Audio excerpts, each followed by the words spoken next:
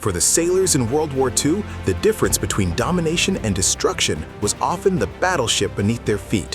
While some were floating disasters, others were absolute monsters, changing naval warfare forever.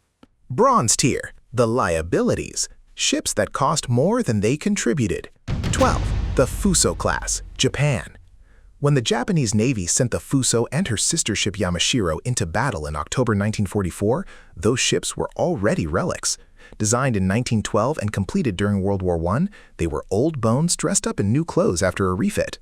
The Battle of Surigao Strait should have been their moment. Instead, it became the last battleship versus battleship engagement in the history of naval warfare, and the Yamashiro was on the wrong end of it. She sailed into a classic crossing the T ambush. American battleships and destroyers lined up perfectly to pour fire down the length of her hull. Torpedoes struck first, then the broadsides opened up. Yamashiro went down. The Fuso had already been sunk by torpedoes minutes earlier. More than 2,000 Japanese sailors died that night. The Fuso class is ranked last not because the ships were badly built for their era, they weren't, but because by 1944, they were hopelessly outmatched. Their speed had degraded, their fire control was outdated. They were sent into a modern fight carrying weapons from a different generation of war. A battleship is only as good as the commanders who use it and the era it's used in. The Fusos were betrayed by both. 11. HMS Royal Oak, Britain. October 14, 1939. The war is barely 6 weeks old. In the supposedly safe anchorage of Scapa Flow, the Royal Navy's own home base off the northern coast of Scotland, a German U-boat silently navigated a gap in the harbor defenses. U-47, commanded by Gunther Prien, found HMS Royal Oak at anchor. She never had a chance. The first torpedo salvo barely woke anyone up. Sailors assumed it was a mechanical fault. By the time they realized what was happening, the second salvo hit. Royal Oak capsized and sank in 13 minutes. 833 men, nearly 2/3 of her crew, went down with her. She was a 1914-era battleship. She had no business being at the front of a modern war. But the horror of her sinking wasn't really about the ship. It was about the message. Nowhere was safe, not even your own harbor. Royal Oak earns her low rank not because she was a bad ship, but because her sinking was a masterclass in what happens when you fight yesterday's war with yesterday's tools. 10. Gneisenau, Germany. Germany's Gneisenau is one of the great frustrations of WW2 naval history, not because of what she did, but because of what she almost did and never quite managed. She and her sister ship Scharnhorst were fast, powerful, and caused significant headaches for the Royal Navy. Together, they conducted Operation Berlin in early 1941, sinking or capturing 22 Allied merchant ships in the Atlantic. But Gneisenau seemed to attract misfortune.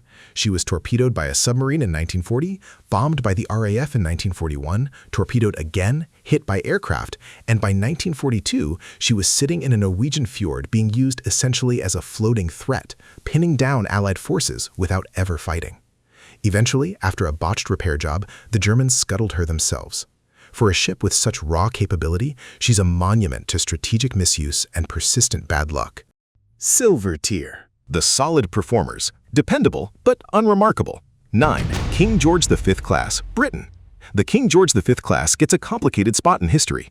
HMS Prince of Wales was brand new, so new that civilian contractors were still working aboard her when she sailed into combat against the Bismarck in May 1941. Her gun turrets jammed during the fight. She took several hits and had to break off the engagement. Then, in December of that same year, she was sunk off Singapore by Japanese air power alongside HMS Repulse. She was gone in under 2 hours. It was one of the most shocking losses in Royal Navy history. But the class itself wasn't bad. HMS Rodney, carrying 9 16-inch guns, helped pound the Bismarck into a wreck.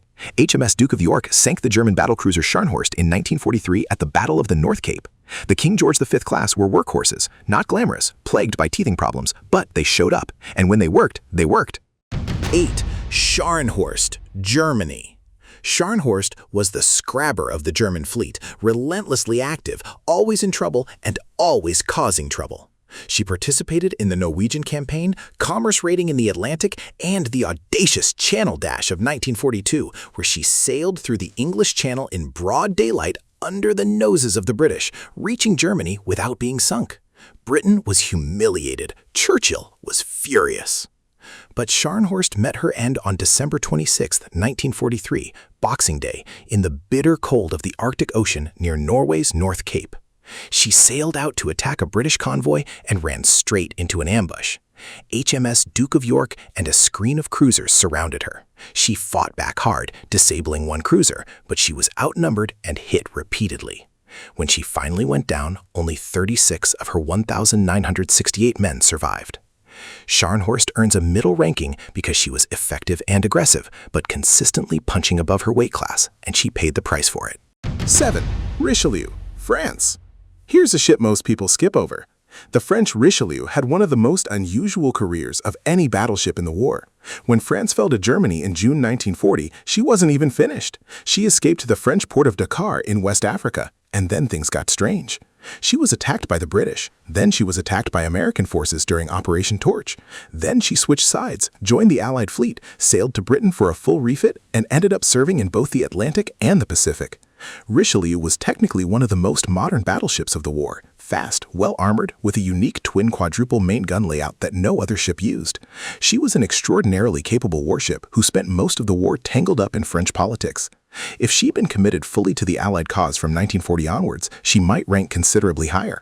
6. North Carolina-class USA.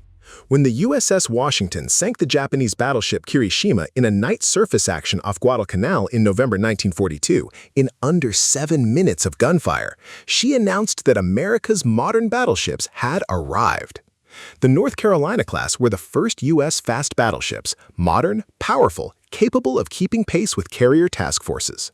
USS North Carolina herself was struck by a submarine torpedo in 1942 and survived, continuing to fight. They were the opening chapter of American battleship dominance in the Pacific, well-designed, reliable, and combat effective. 5. The Tirpitz, Germany. Here's a case study in how a ship can be completely effective without firing its guns in anger a single time. The Tirpitz sat in Norwegian fjords for most of the war, doing almost nothing, but the threat of it leaving port pinned down an enormous portion of the Royal Navy's capital ships. The British sent convoy PQ-17 on a suicide run across the Arctic, and when they got intelligence that Tirpitz might be at sea, the convoy was ordered to scatter. 24 ships were lost, hundreds of men died, thousands of tons of war material sank, and Tirpitz hadn't moved. It took the RAF 3 years and multiple operations, including specially designed earthquake bombs, 12,000-pound tallboys dropped from Lancaster bombers, to finally kill it in 1944.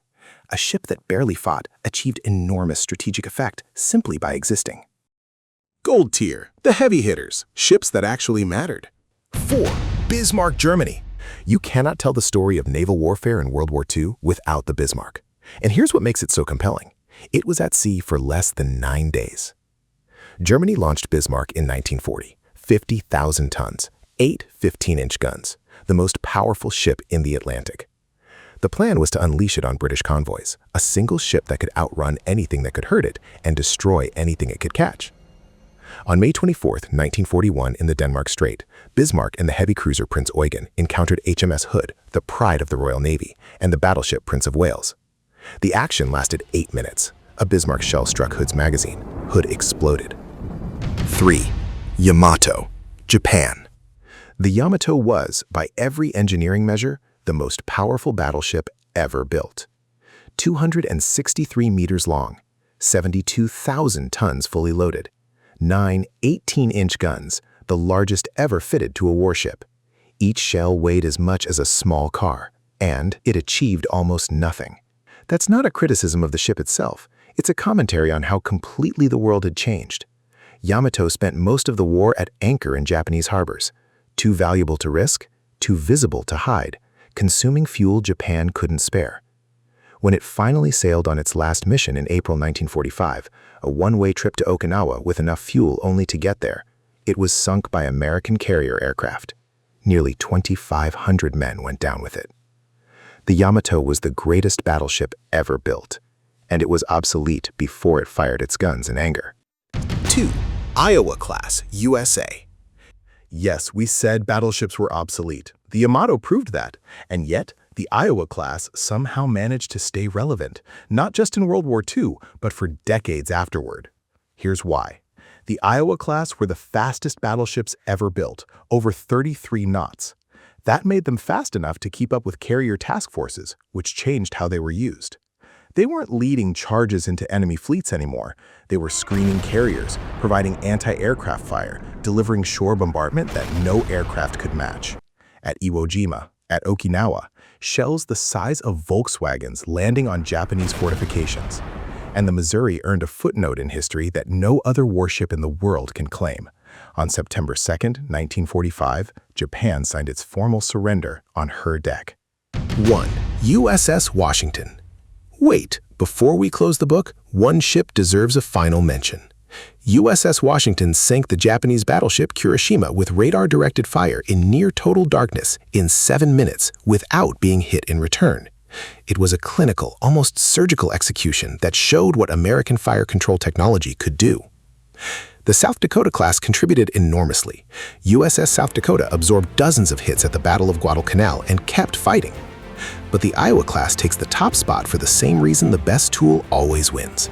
They were designed for exactly the war they were given, and they were still relevant 50 years later. If you liked this video, I'm sure you'll like this one too. Subscribe if you enjoyed this video. Our channel is small, so we are replying every comment below. Comment any suggestion for future videos.